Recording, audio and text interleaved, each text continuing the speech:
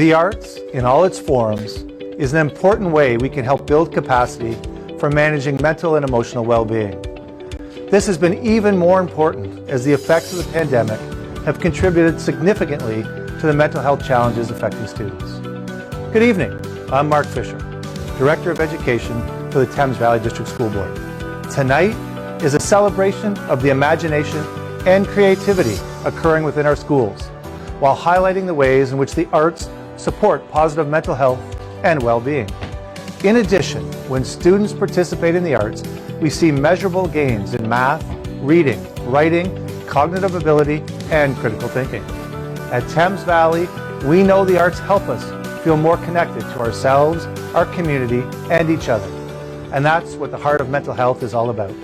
Congratulations to tonight's contributors, and thank you for participating. Enjoy the show.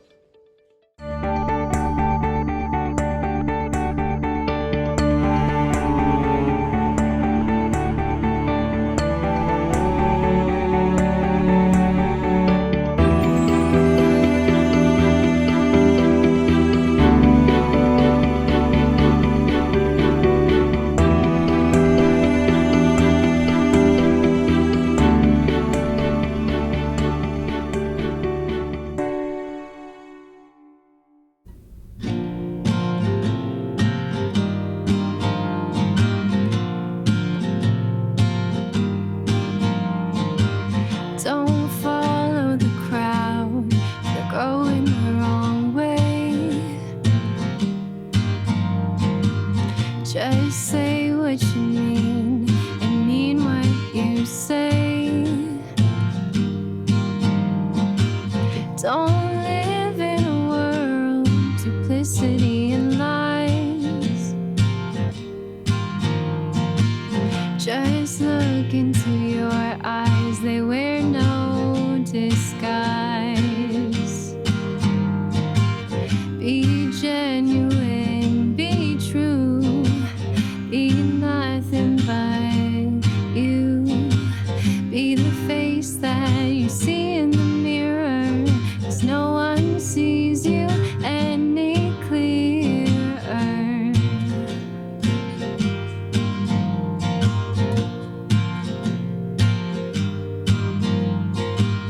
Don't let them point you in the wrong direction.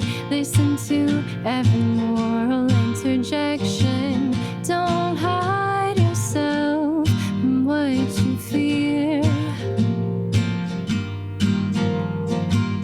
Be open to love, true friends keep them near.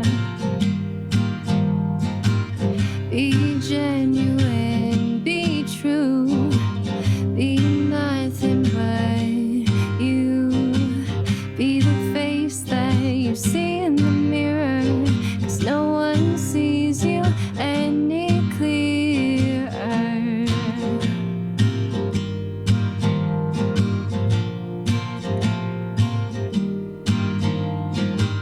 Be genuine, be true, be nothing but you.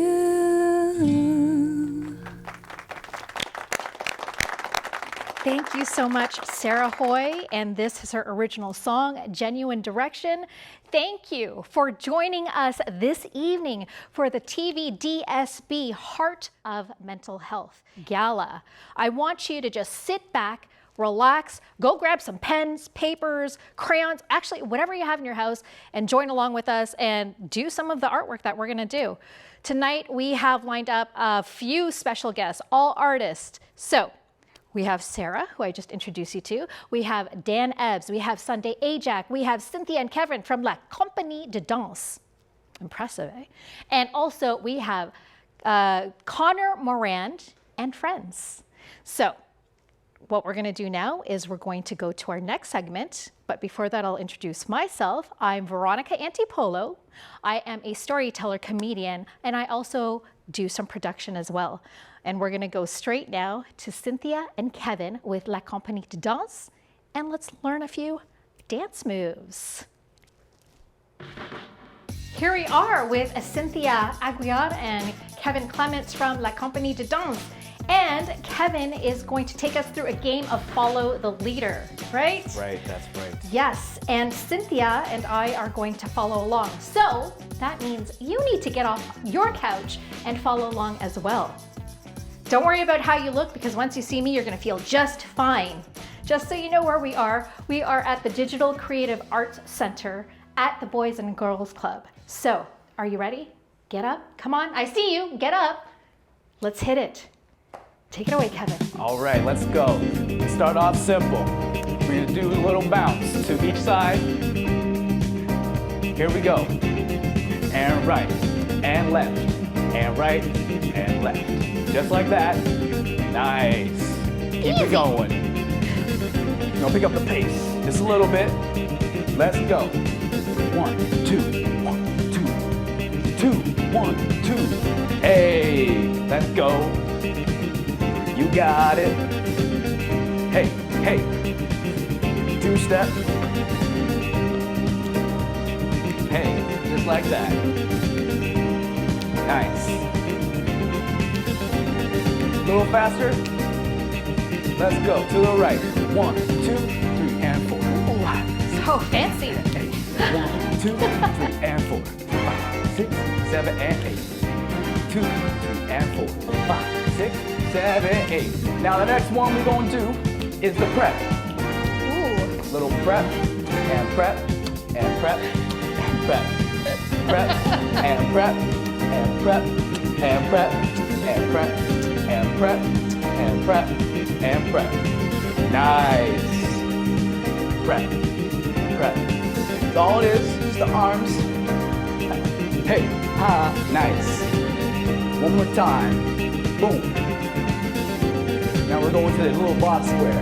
Ooh. We're getting harder here, aren't we? Add a little Is it flavor. called a box because it's a box? We got a box going. We got right, Okay. left, right over, back. 1, making a box with the feet. Repeat. 1 and 2, 3 and 4. A little faster. 1, 2, 3, 6, 7, 8. 1, 2, 3, 4, 5, 6, 7, 8. Nice. Hey, nice. Let's go. 2, 3. Ooh. Ha, ha, ooh. Nice. Ooh. Now we're gonna start with a little wave. Anyone know this one? 1, 2, 3. Nice. I can't do this one, by the way. Ready? That's okay. One more time. 1, 2, 3, 4. Okay. 3, Okay. 4. Nice. This one go low. Hey, hey. Keep that bounce. Bounce, bounce, bounce. And bounce, bounce, bounce. Hey, looking good. Nice. Hey, hey, hey. I hope you're off the couch. Now we're gonna go right, left, right, touch, left, right, left, touch, back, back, back, touch, forward, back, kick. Oh my. Electric slide. That's what it is. 7, 8. 1, 2, 3, touch, left, 2, 3, touch, back, 2, 3, touch, forward, touch, back, touch, and kick to the front. Hey, hey. It's a wedding dance, right? Nice. Yeah. Keep 2-step, keep that 2-step. Nice. Come back. Keep that rhythm. Hey, hey. One more time. Electric slide. 1, 2, 3, 4, 5, 6, 7, 8. Back, 2, 3, 4. Touch, back, kick, bah. Nice. Come back. Grab some water, whatever you need. Go to the washroom. Come back, enjoy yourself. One more time, electric slide. To the right. 1, 2, 3, ah. Left, 2, 3, ah. Back, 2, 3, ah. 1, touch, back, kick, boom. Ooh. Ha, nice. I feel groovy. You Do you feel feel that? groovy? Yeah. Feel groove? I hope at home you feel groovy. Nice. Ah, arms. Hey, get low. Hey, hey. Awesome job. Thank you so much, Kevin and Cynthia. We're going to come back to you later. But right now, we're going to go join Amsa Yarrow in the studio to do some art.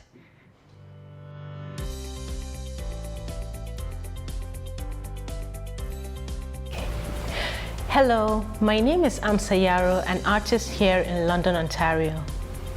Hello, I'm Samuel from Malcolm Secondary School, and today we're doing a 10-minute art activity inspired by Pablo Picasso's Cubism.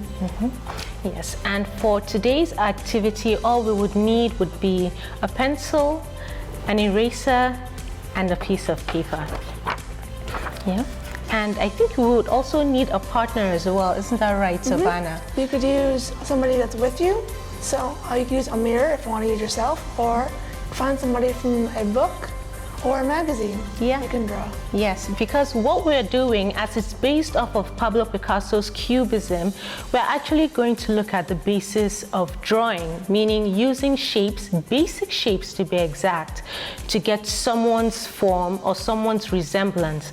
Now, the more abstract it is, the better. We are not looking for an epic painting here. We're just looking for something fun, something exciting, something easy to do with a partner, a friend, and hopefully you get to learn something today. Hopefully. Okay, so Savannah, can you take us down how to start off in the first place? First, we start off with an oval shape, and then we make a cross from the left side to the right side, top to the bottom, and then we make a small circle with a curve connected to it that is between the cross we made.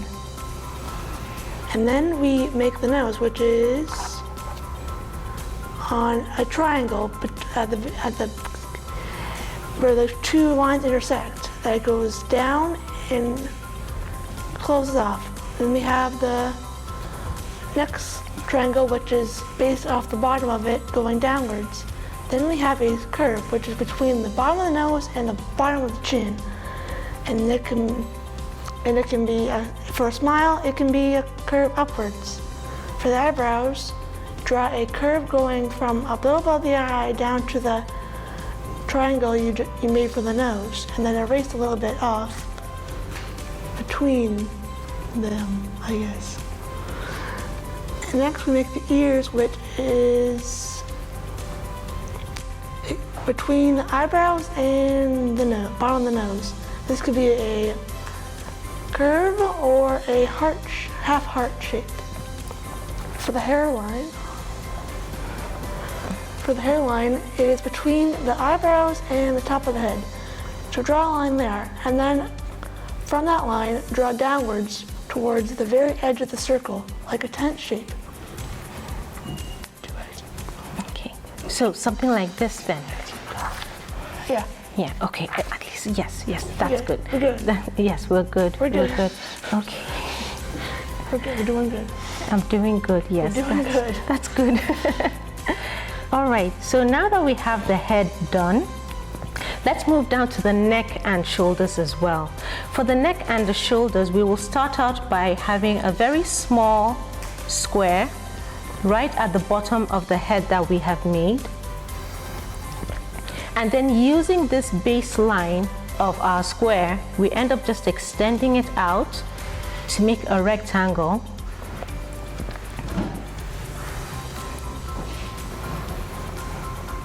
And that gives us our neck and our shoulders. Now to complete the shoulder itself, we'll come to about 3/4 of the neck, right about here. And we draw a line diagonally reaching the edge of our rectangle there, and we also do the same for the other side. And with that, I can clean out that line there, and now we have a very broad shoulder. And from here I can actually start looking at Savannah and start taking lots of her features, especially like her her glasses, her hair, her t-shirt, her sweater shirt. So that would end up being like a U right at the bottom there. Let's have an extra line there, and then I would fill this in with lines that way. Yeah, but Savannah, I haven't seen mine. Where is mine? Where's my drawing? You're not working on my drawing. You have to start working on mine.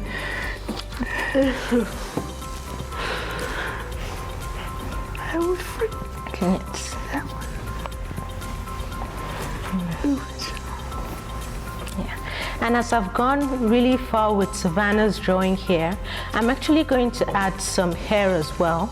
Now, Savannah has really nice wavy hair, and what I will do is I will first start out by finding where her hairline starts, and that is usually in the middle of your brows and the shape that you have made as the base or the top of your head.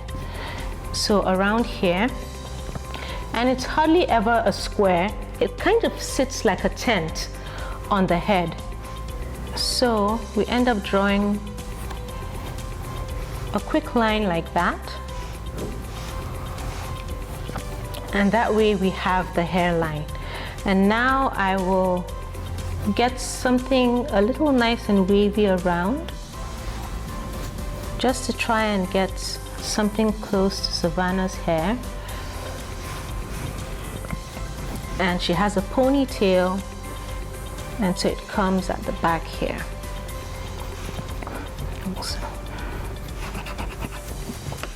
And with that, I clean the first shape we had of the head,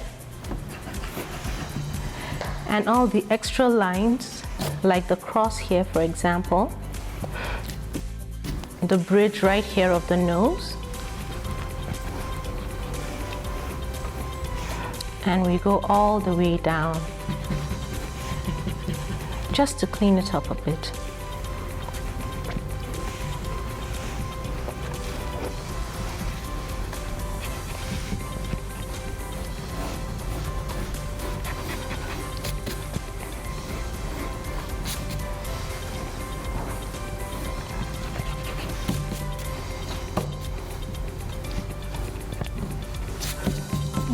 And now an extra feature of Savannah's would be her glasses, and I will start from the bridge,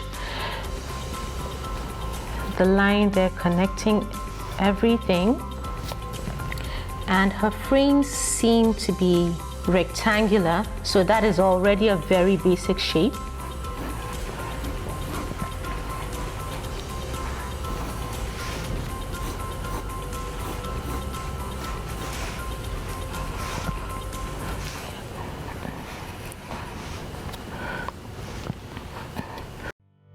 And it's okay if you end up making mistakes. In fact, that's one of the reasons as to why we're using the pencil and the eraser. It's so easy to clean out everything, anything that you wouldn't like. But I mean, as we're working on abstract art, the more abstract it is, the more it fits the purpose of what we're doing. Right?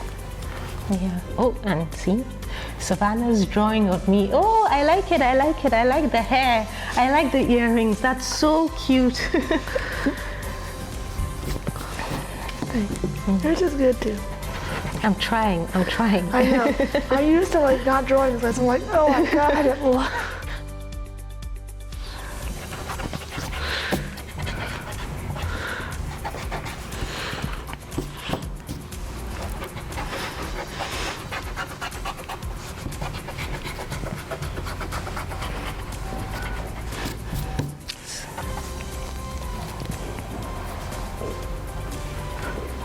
Good. Good. And now that we have all of this is basically everything that we're trying to accomplish right now.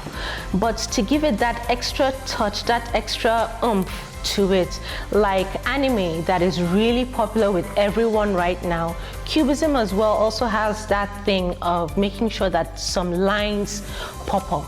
So we can have lines on places like the eyebrows, like where else, for example? The hair, clothes, lines almost everywhere. It can be around the form itself, or it can be on specific places that you would like to bring the focus on. For example, if I want to bring more focus to Savannah's glasses, I will make them pop out, and that is just by thickening the lines around the lines we have already made.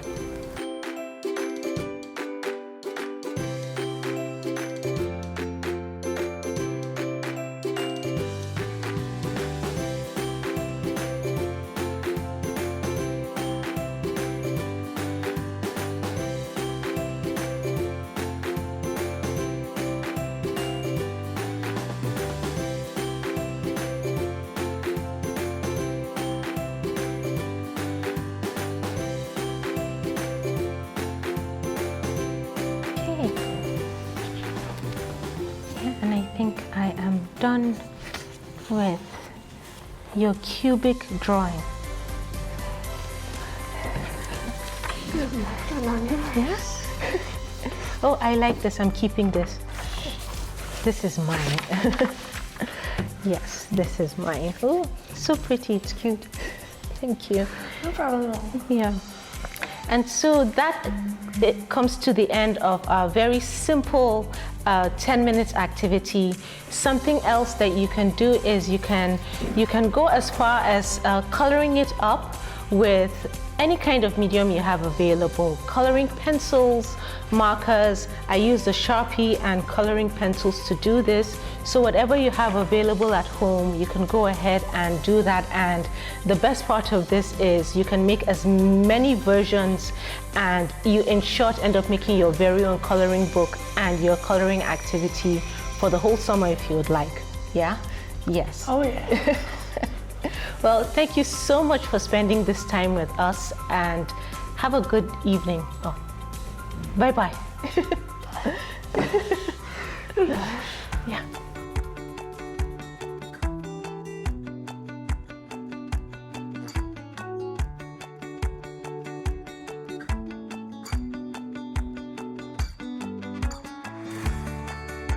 Welcome back from doing art with AMSA. And while she was doing that, I too joined along and did my own drawing. I hope you did too. I hope you got out your pencils, pens, paper, whatever you have, even if it's food coloring. But now we have Dan Ebbs here to take us through some mime. So Dan, mime, you don't speak. Well, but I don't have my white face on, so I am allowed to speak. Okay. Yeah. So how do you express yourself if you don't speak while you're miming? Facial expressions, clarity of movement, and just trying to bring the audience into your world by making it very, very clear and emote. So lots of imagination is needed. We got that, right? Oh, hope so. Yeah. Okay, so let's start then. All right, let's start. Okay. So when you tell somebody you mime, what do they usually do in response? Me? I usually do this. Yeah, that's what we're going to start with. We're going to do the wall. Okay. So what you're going to do is you're going to take your right hand, you're going to hold them in front of your face and make sure it's flat, going straight up and down, and your thumb isn't sticking in, your fingers aren't curled in, and you want to imagine that you can actually see and feel a wall. Because if you believe it, the audience will believe it. And now on the count of 3, we're going to do something called snap off, and that you do that to make it sharp so they can see something that isn't there. Okay. So I'm going to say 1, 2, 3, snap off. Here we go. 1, 2, 3, snap off. Now remember exactly where that wall is, and you're going to snap back on. 1, 2, 3, snap on. And 1, 2, 3, snap off. Now you do the same with your left hand. Make sure it's going straight up and down. Fingers aren't curled in or your thumb or anything. See it and feel it. On the count of 3, 1, 2, 3, snap off. And then back on. 1, 2, 3, snap on.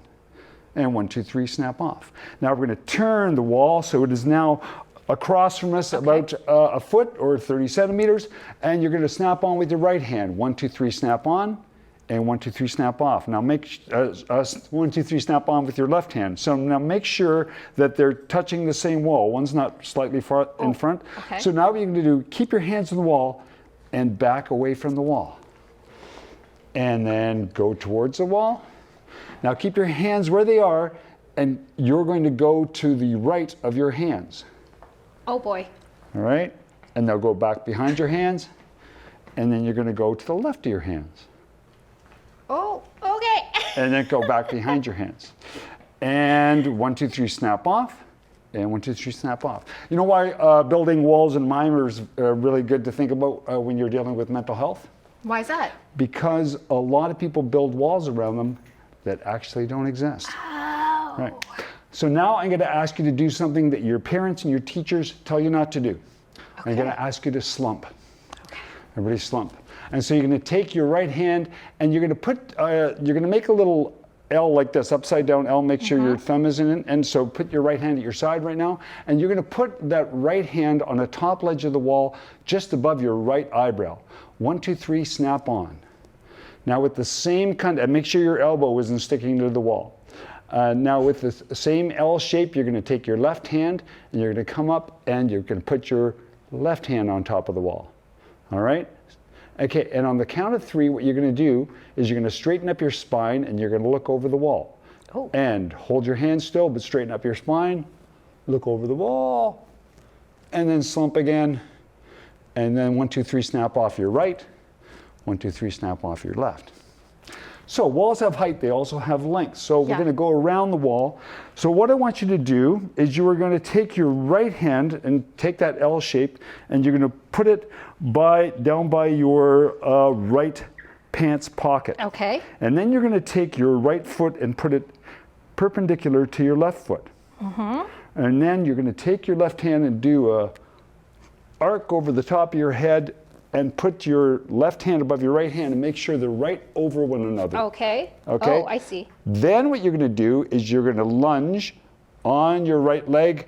Make sure your left elbow doesn't go into the wall. You're going to look around the corner and say, peekaboo. Peekaboo. All right, and take your left hand off, put it back on the flat wall.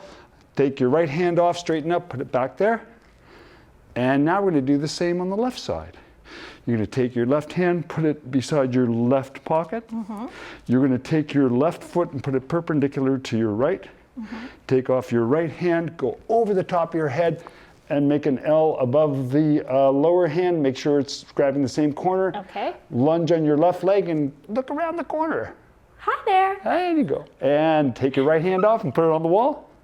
And take your left hand off, put it on the wall. And then snap off with your right, snap off with your left. Now the great thing about being in the world of mime is you can make things happen that don't really happen in reality. So what you're going to do is you're going to take your right hand and you're going to put it on a really high wall. And then you're going to take your left hand and put it up there beside it. Okay. And then you're going to put some anxiety on your face like you're trying to pull yourself up. And this happens a lot at home. Oh yeah. Yeah. I need that up there on the shelf. Now, you're going to get an idea. And because mimes can't afford light bulbs, so they can't have light bulbs above their heads, what they do is they take down their writing hand, and they go, and then what you do is you reach into, are you right-handed? Yes. Perfect. You reach into your right pocket, you take out a winch or a crank, you stick it into the wall, and you roll down the wall. And then you're able to put and look over the top of the wall. And you have just passed your first class in mime. Thank you. No problem. Thank you. I love this because you don't need anything. You could just go outside, you could be at home, you don't need any art materials, you can just make your own world, which, I mean, it's almost as good as a vacation. Yes, you There can we go go. to you can create the world you go to. Yeah. You know what? If you are at home and you do a video of yourself doing mime, make sure you hashtag Heart of Mental Health. And if you actually created any other pieces of art, do the hashtag Heart of Mental Health, post it on Facebook or Instagram so we can show your artwork with everyone. Thank you so much, Dan. No problem.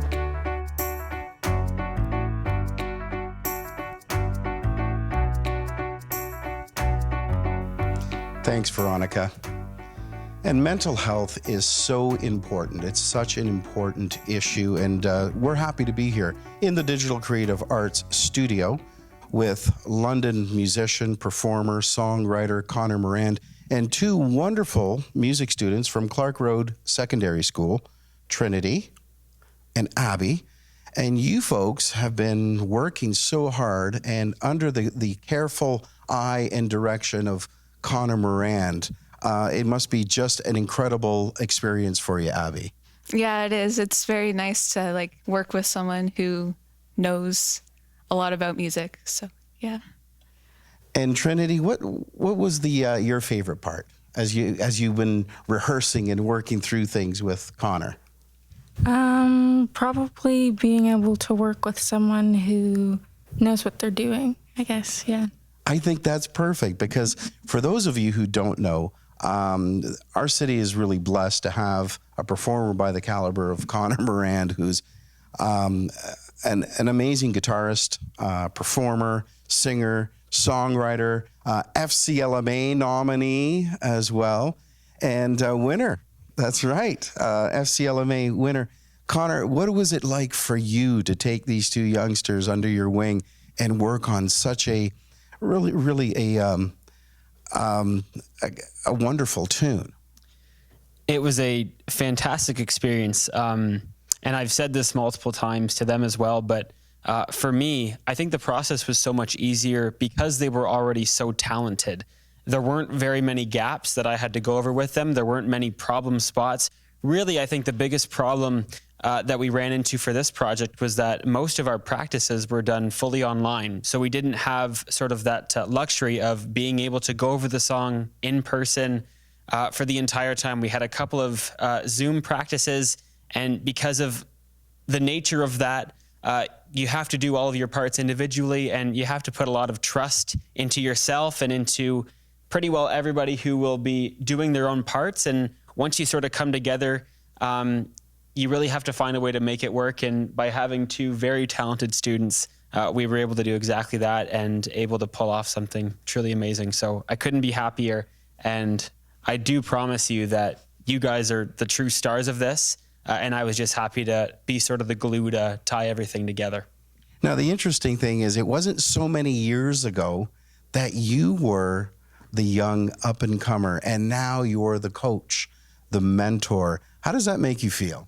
It makes me feel good. It makes me feel like all those years of hard work and all of those years of, say, other tutelage that I was sort of instilled into me through various teams and through various coaches of my own, being able to pass down all of that knowledge to other great and amazing students just feels so fulfilling and feels so rewarding to me. And it makes me feel like we are doing something right here in the community. The future of London music is bright and it's promising and it's right there in front of us. So well said. Abby, what's the best part of working with Connor? What was the best part? Just getting to get all of that expertise from someone who's really experienced in music and just getting to improve myself when we were meeting and practicing online. And Trinity, this experience was? Great, yeah. Yeah. Awesome. Fantastic. Again, here we are live at the Digital Creative Arts Center studio with Connor Morand. The name of the tune that you're going to do is called Safe and Sound by Taylor Swift featuring the Civil Wars. Perfect. Can't wait to hear it. Okay, guys, let's do it.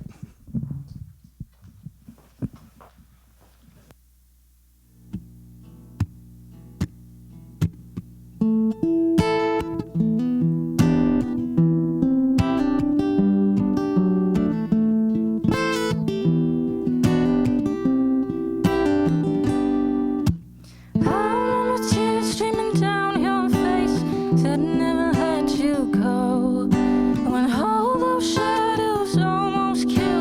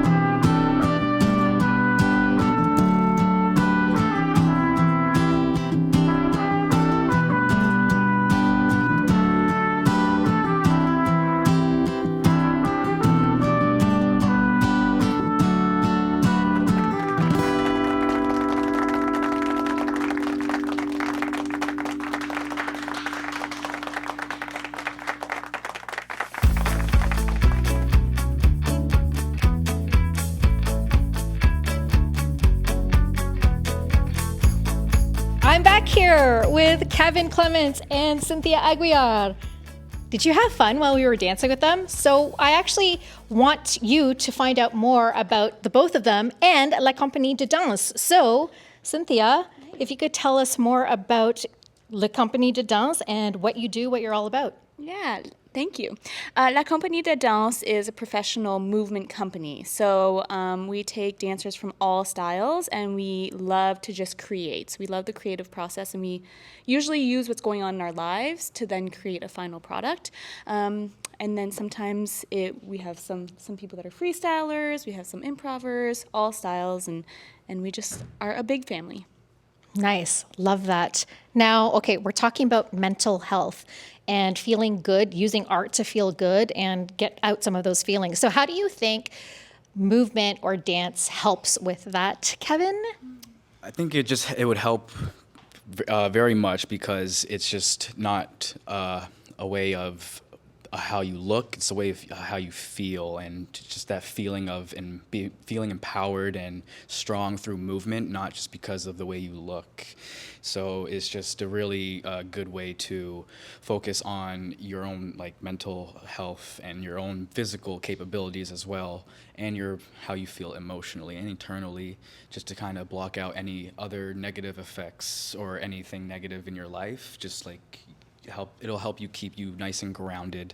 That's what I believe, and that's what we try to accomplish most of the time, and we do. We bring in a lot of positivity and diversity to the company, and that's how we want it to remain, and just keep it all, just diverse and positive and loving and just all that.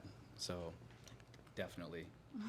I love it. I love it. And you know what? I will say that there were definitely some dance moves that we did and I wasn't too sure, but I just loved the feeling afterwards. After you dance, I just felt so happy. So I know we have a little dance video coming up. Can you describe what's going on in the video and what it's about? Yeah, and the video was really just about a celebration of dance and coming together. We had some students in the video and some of our professional company members. And sometimes dance could just be like that. It really is there to move some energy through. So sometimes if you're struggling, or even if not, you just get up and you dance and you always feel better. And that's what we want people to feel. So it really was just a celebration of movement for us. I love it. If you do a video of yourself dancing, hashtag Heart of Mental Health. Okay, let's throw to the video. Let's do jazz hands should we? Yeah. Okay, ready?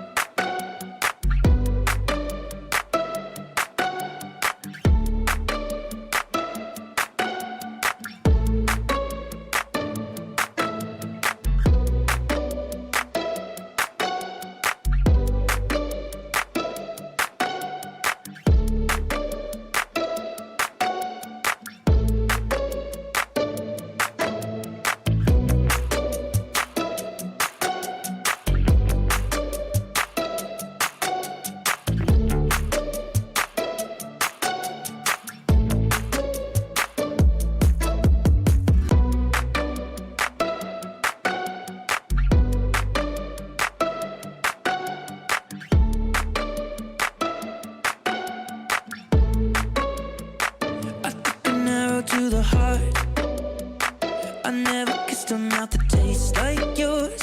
Strawberries and something more. Oh yeah, I want it all. Lipstick on my guitar. Fill up the engine, we can drive real far. Go dancing underneath the stars. Oh yeah, I want it all. Got me feeling like I wanna be that guy. Like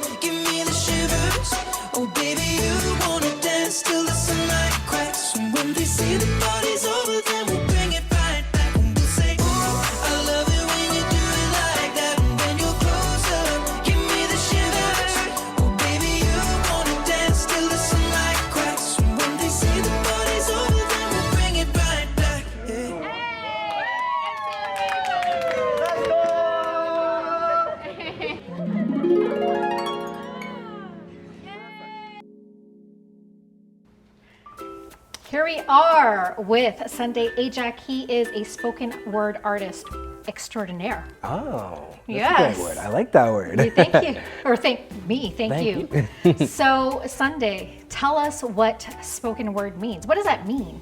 Oh, goodness. And the beautiful thing, see, spoken word means quite literally whatever you want it to mean. There are no limits, there are no rules, there are no right answers, there are no wrong answers. That's the beautiful thing about spoken word. It could quite literally be whatever you want it to be. If you want to write a sentence, it could be a sentence. If you want to write a 3-page poem, it could also be something like that. Spoken word is basically an expression of just your identity. And the awesome thing about your identity is that it is yours.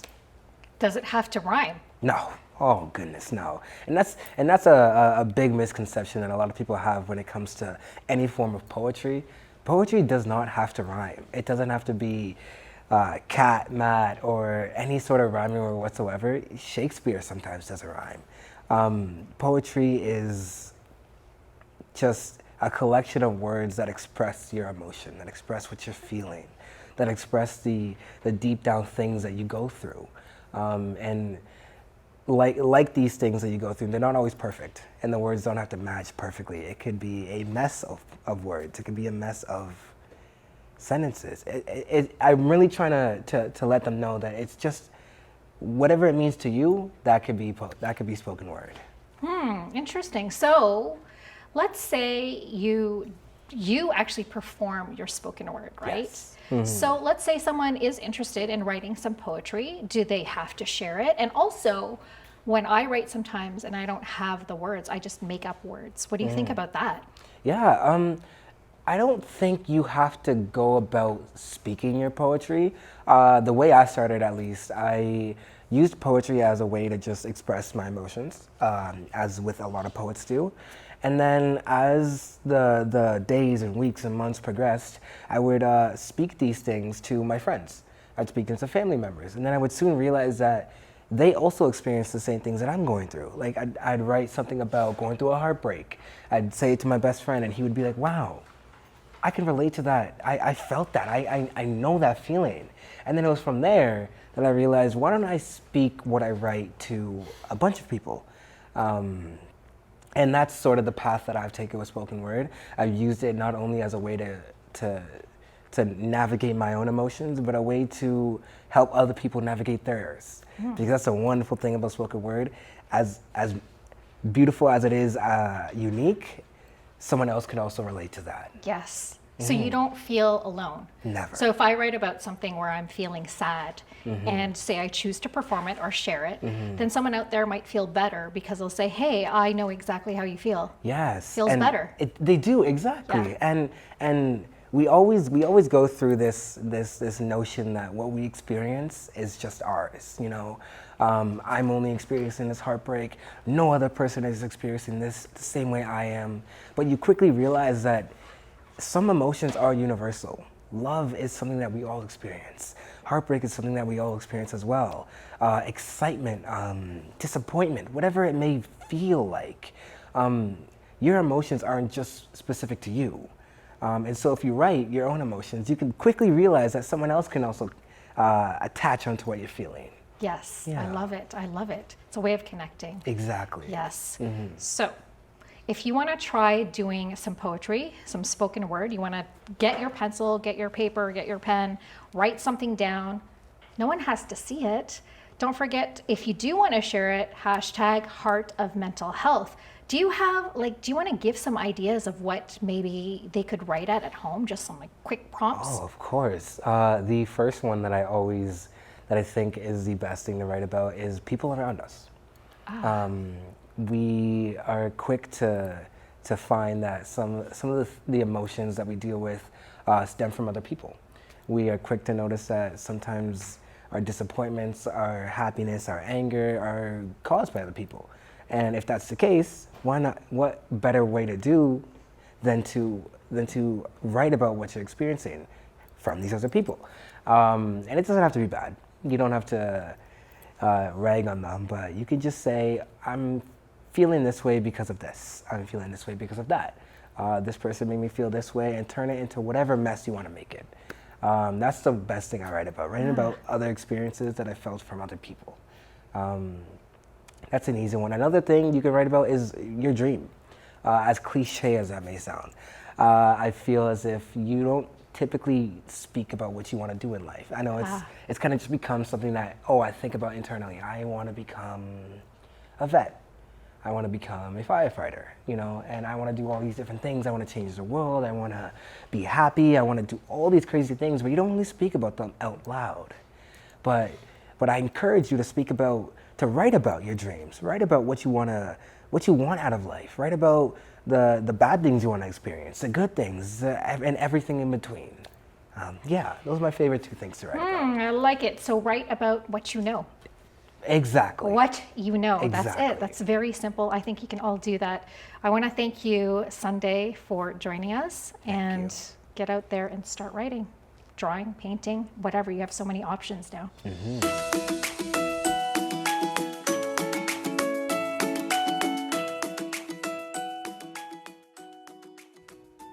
We are back with Sarah Hoy. We're going to find out a little bit more about Sarah and music and how it contributes to mental health and well-being. So welcome back, Sarah. Thank you. So I would like to know from you, how long, first of all, have you been playing music? Oh goodness, my mom said that I started singing when I came out of the womb. Oh wow. Yeah. It's amazing. And so music is so much a part of your life. How do you think it helps you with your mental health and your well-being and dealing with your emotions? For sure. So music has so many parts to it, right? We have the melodies. So whether you listen to a song when you're having a crummy day and that melody helps pump you up, or listening to those songs that are those sad songs, so they make you feel like you're heard.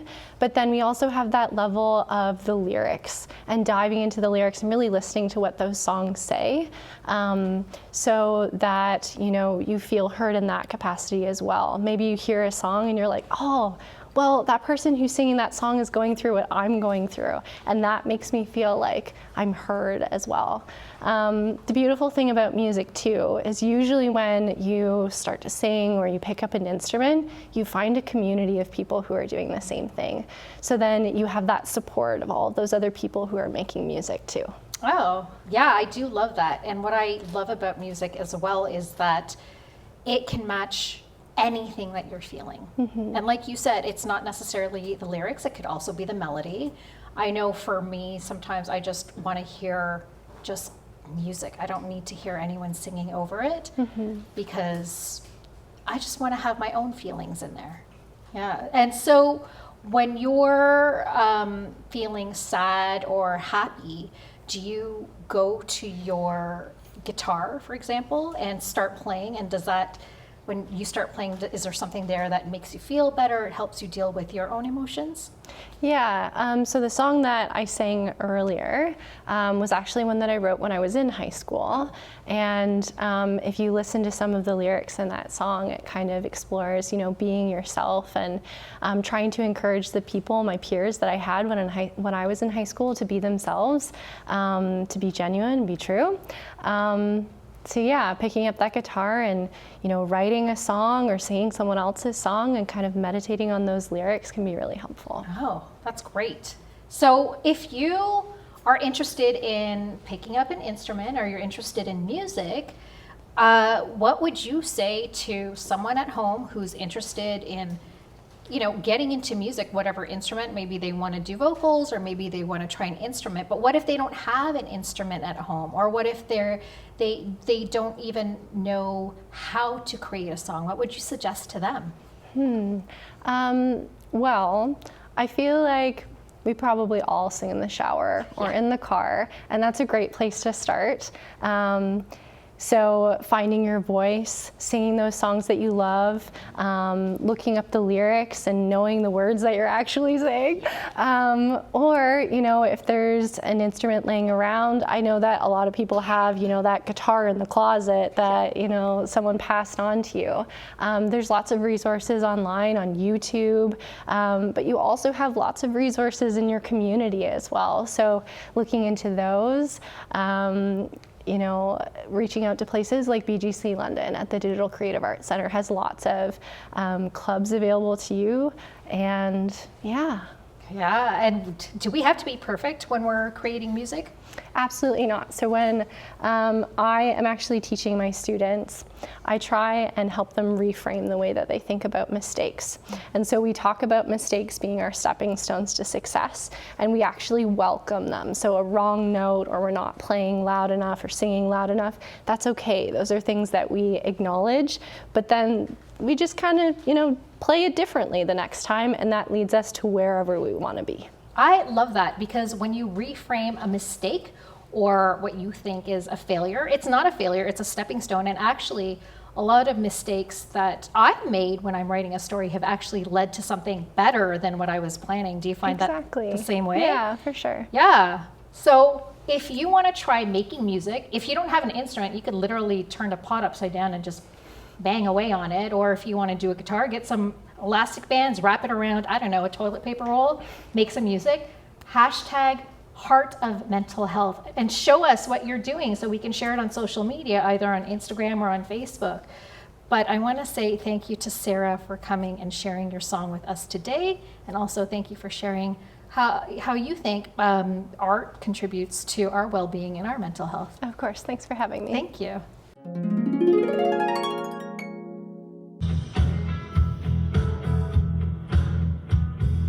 Think of all humankind, lend them some peace of mind, put a little love in your hearts. You see it's getting late, oh please don't hesitate, put a little love in your hearts, and the world will be a better place, and the world will be a better place for you and me. You just wait and see. Another day goes by and still the children cry. Put a little love in your hearts, 'cause you want the world to know we won't let hatred grow. Put a little love in your hearts, and the world will be a better place, and the world will be a better place for you and me. You just wait and see, wait and see. Take a good look around, and if you're looking down, put a little love in your hearts. I hope when you decide kindness will be your guide, put a little love in your hearts, and the world will be a better place, and the world will be a better place for you and me. You just wait and see. Put a little love in your hearts, put a little love in your hearts, put a little love in your hearts, put a little love in your hearts.